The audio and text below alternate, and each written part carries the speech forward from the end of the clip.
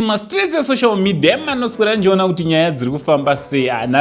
Nhasi ndangofara wazukuru, regai ndikudze I wanted to do this thing kare, but nhasi ndatangirwawo nevamwe wanditangira vazukuru. Kana kune mudzimai wandinofarira especially vanoita mashows ndiye Mai Chisamba wazukuru. Mweziva kuti kana pataikura Mai Chisamba ndo umwe vanhu aiva nemashows ataifollowa zvakanyanya. Even nanhasi tinowafollowa vakaita zvavanenge vachiita the likes of Mai Chisamba nevamwewo vakasiyana-siyana, but nhasi zuva rekuti mboappreciate Mai Chisamba.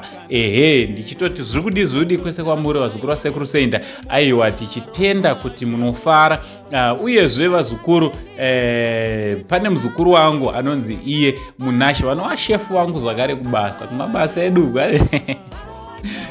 Vanhu ndoda kungokorokotedza avo vakawanawo mudzimai vakaroora nemudzimai wavo anonzi iye Linda Sibanda. Anditi Linda Sibanda ivo vanonzi ivo Munashe Bumbu. Anditi so tichida kuti makorokoto kuna baba namai Bumbu nekuwanana nekusanganiswa musvitsa tsvene yenyu. Anditi vazukuru mapictures awa andinoda kuti muone Mai Chisamba. Aiwa, Mai Chisamba tinoda kungokuappreciate wherever you are. Vamwe hatisa takambowaona, takatongowaonawo zvisaizvozvo. Anditi toda kukuappreciate.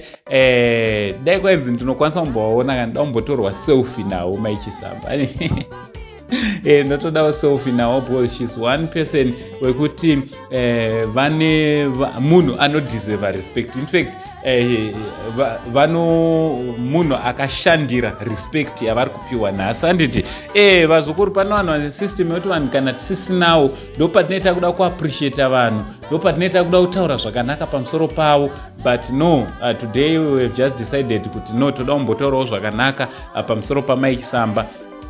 Mai Chisamba show ndofunga maiziva vanotaura nhau dzinobata.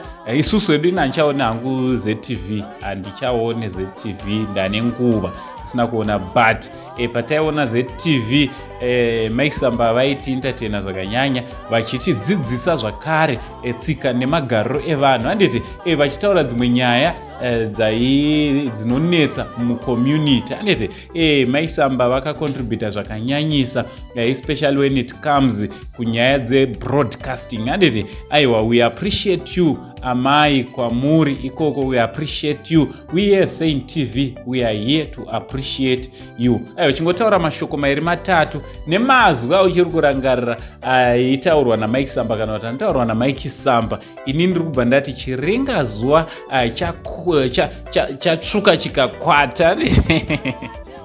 Ndokanga ndofarirawo chiringa zuva chabva chatsvuka chikakwata. Aiwa, pari zvino from Uncle Send the only Zim Uncle, ngativa appreciate comment section tichiti much love.